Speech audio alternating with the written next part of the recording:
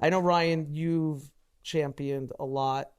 And you know how I feel about this also, about like women in the space and giving them a chance. Do you guys both feel that Web3 could be a moment for us where we could actually, you know, make it more like if an equalizer and give the opportunities to people that they didn't have before because of the technology and the communities that we could build? Oh, man, I mean, yes, but it's, you know, there's a lot of barriers. There's a lot of things that, as I see, and, you know, women who are in this space are legit fighting, and it is very annoying. It's also in a way very depressing to see, but it's also beautiful to see women leaders out here saying, fuck that, we're gonna do this anyway, like, you know, and like still would do it with, whether it's like Elise, you know, or Betty out here just saying we're gonna do it anyway. And it's funny because, like, you know, sometimes people could be like, Betty's tweets or, you know, like they don't love her tweets, but with that said, if you kind of look at what she's doing and the things that she's fighting for, she's representing a lot of people, and she's making a statement that's really important. I think a lot of times too. She has to push back, because if she doesn't, then she's not going to be heard. Yeah, it's kind of like similar to what Ed said in college, right? Like he felt like he's there and he has that position. Like he was the first to go to college. Right. Like it was a big thing, so he has wasn't to be the first, but you know. No, sorry.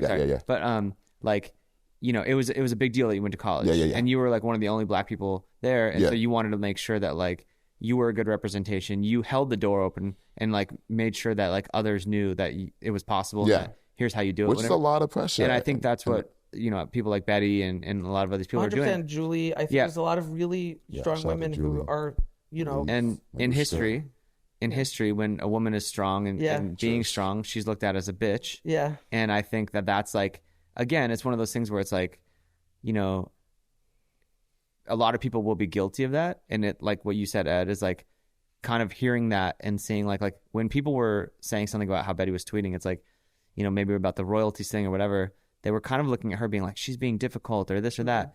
And then you look at me and I'm doing the exact same Betty thing. And I are in a text thread and we're tweeting the exact same message.